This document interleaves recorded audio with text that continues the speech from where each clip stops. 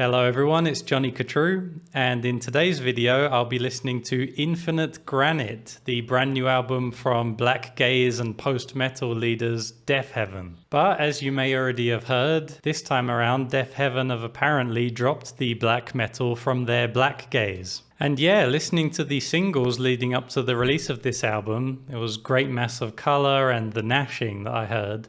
They seem to have almost entirely stripped away the blast beats and shrieking usually found in this band's music. And in fact, even the prominent post-rock elements usually found in the band's music seem to be missing from these new singles. Instead, we're getting more of a straight-ahead shoegaze dream pop sound, which to my ears seems to call back more to 80s influences like The Cure or Depeche Mode. I've always found Deafheaven to be an intriguing band, often excellent, and although I've never been completely taken with any one of their albums, I've always found something to enjoy in each of them. But in fact, my favorite Deafheaven moments have been the more metal-based, intense ones. So the idea of Deafheaven making an album sans the metal does concern me a bit. I have enjoyed the singles though quite a bit, so I'm interested to see if Deafheaven has any more original ideas to dig out of this new direction. If you enjoy this video, please click the like button for me, and let's get into this. Track 1 is called Shellstar.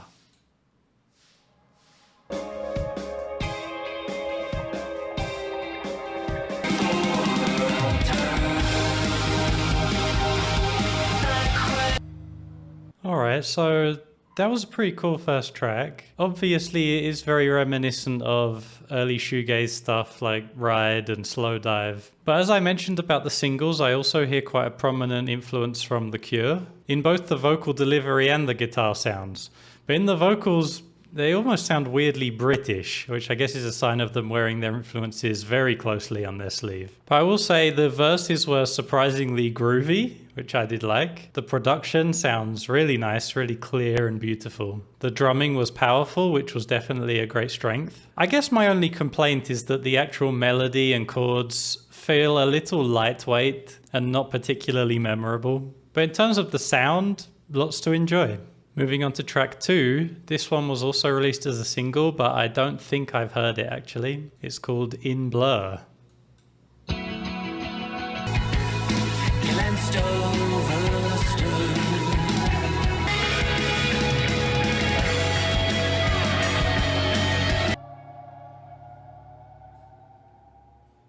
Okay, so I can't quite put my finger on exactly who the vocals are reminding me of, but they definitely remind me of a 80s British post-punk, the darker side of new wave from that time, you know? They sound pretty good, but it is kind of hard to shake the feeling that they're derivative in some way. I love the overall sound of the track though, it sounds really good. The huge, dirty bass sound with the clear, beautiful synths and guitars flying all over the top.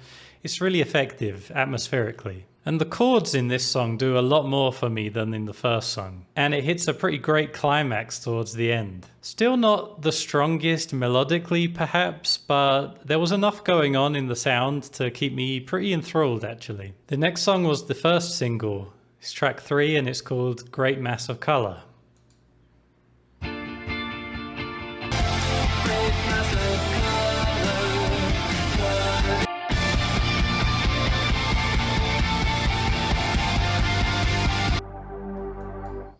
Oh, okay, we're transitioning into the next song this time. It may become a defining feature of this album that a lovely atmosphere is presented, beautiful production, the rhythm section is huge and dynamic, but melodically I end up left a little bit cold. I think it says a lot that I listened to this song quite a few times when it came out as a single, and yet I didn't remember the tune at all, to be honest. Again though, it sounds great, and the climax is especially satisfying. There's a little bit of screaming going on towards the very end of the song, which definitely helps to up the intensity, but I can't help wishing they would push it even further, you know? Still, I would say on the whole, I enjoy it. On to track 4, it's Neptune Raining Diamonds.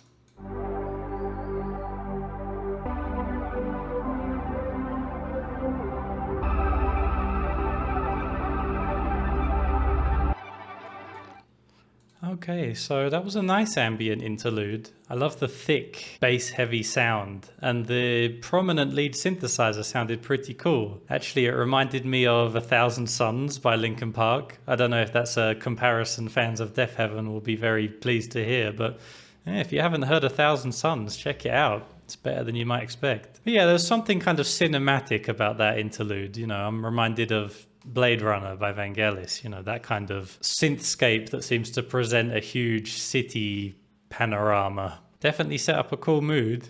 Let's see if they can follow through with it. Track 5 is called Lament for Wasps.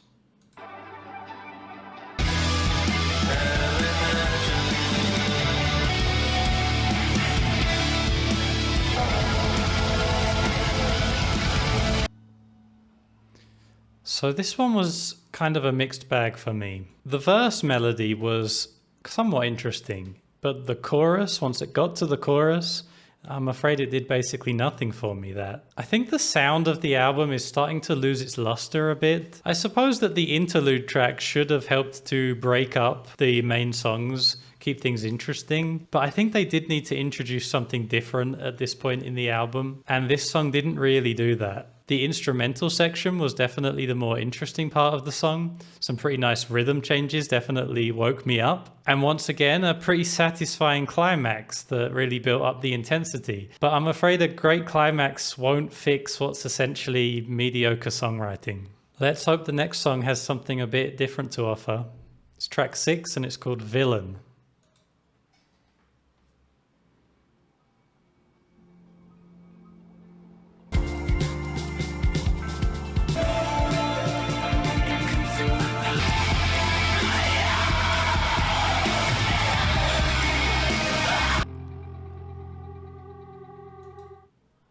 Okay, so we had some pretty cool sounds introducing this song, and I definitely enjoyed the up-tempo rhythm and the quick playing across all the cymbals on the drums. It definitely gave the song something a bit different to the previous ones. That being said, still the melodies are not up to scratch to me. Like, the melody in this song did, again, basically nothing for me. The production continues to be beautiful. I love the backwards delay on the guitar sounds. And once again, a fantastic climax. But why are only the climaxes hitting the mark? It really feels like they know what they're doing in terms of making a song hit home in the end, and yet the basis that they're starting from is just not strong enough, unfortunately. But I did enjoy the climax once again, and this time we had a good amount of screaming, which was really welcome. It really helped to up the ante and get things to a more exciting place. And it does kind of go to show that when Deafheaven just go ahead and play to their strengths, it works out and you get something exciting and interesting. The next song was the second single. It's track 7 and it's called The Gnashing.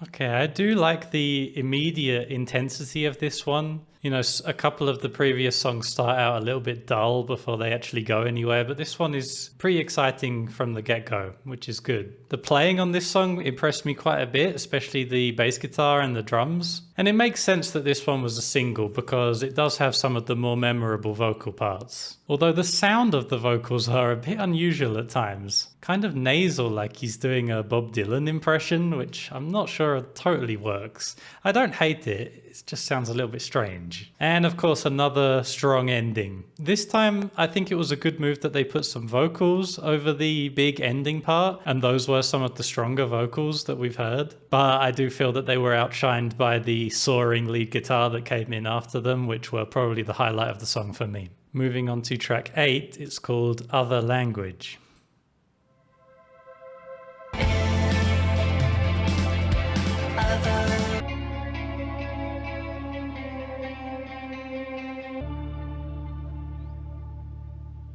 Okay, so there was a lot to enjoy in that. For example, very nice drumming. I really liked the way the song started with only the high frequencies, you know, high synth and just the cymbals, and then they slowly filled in the gaps in the frequencies as the song went along. But once everything was in, I just felt that basically nothing was happening.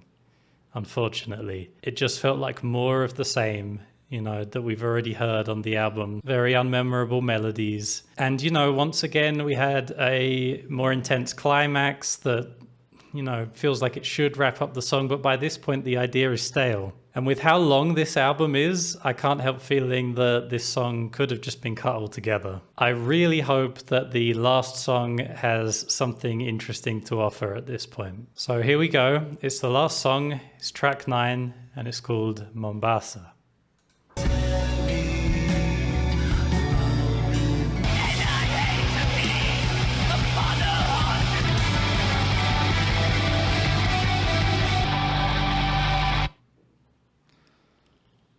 Okay, that was a sudden cut at the end, but overall a very satisfying way to wrap up the album. From the very start of this track, the acoustic guitars they implemented were a nice change of pace. Overall, a really nice atmosphere in this song that combines all the best elements that we've heard in the album so far. And you know, the twinkling guitars, all the delay on the guitars with the sliding bass all underneath, it reminds me of Parachutes by Coldplay.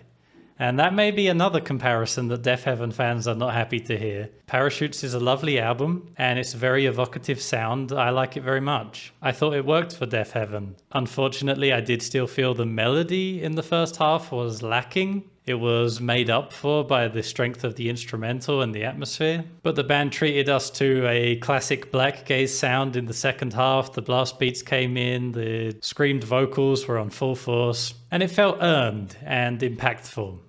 I did enjoy that. So this was an interesting left turn for Deafheaven to take. I suppose it's not completely unprecedented. I'm reminded of British band The Horrors, who went through not the same, but a similar kind of transition. They started out as like a garage punk band, and then they started to incorporate shoegaze elements into their music. And then in their following albums, they kind of went more shoegaze, more psychedelic, dropped the intensity, and to me, lost what made them special. Incidentally, The Horrors did kind of make up for it on their last album where they got a bit more interesting. But I see a similar trajectory happening with Deafheaven, where they've started out more interesting, exciting, you know, making this intense black metal music, but with all these interesting post-rock and shoegaze elements. And now they're kind of dropping the more intense side and leaning more into the psychedelic, more into the shoegaze elements. And the danger of that move is that you lose your edge. You lose what made you exciting in the first place. You just become another faceless psychedelic shoegaze band. But that being said, I personally don't feel Deafheaven have entirely descended into mediocrity. Most of the album had something interesting going on, and this album definitely had production on its side. The sound is beautiful, clear, crisp, otherworldly at times even. So I really don't have any complaints in terms of the sound. I enjoyed the sound of the album pretty much throughout, but as you probably could tell from my reaction to a few songs, my only complaint was melodically, compositionally. They're somewhat lacking at times.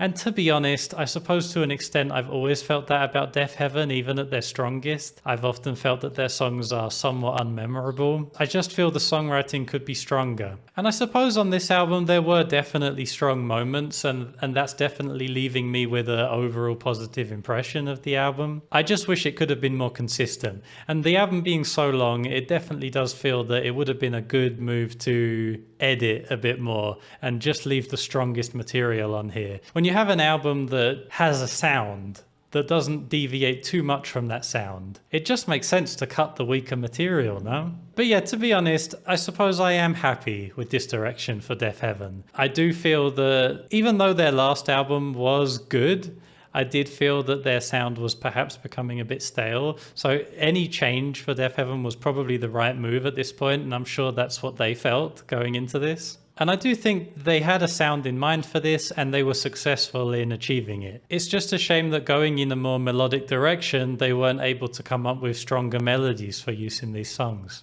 So if you've enjoyed this video, please consider supporting my channel with the link in the description to buy me a coffee. It really does help me to be able to keep making these videos and keep the channel going. Let me know down in the comments what you thought of this album, and thank you very much for watching. Until next time, take it easy.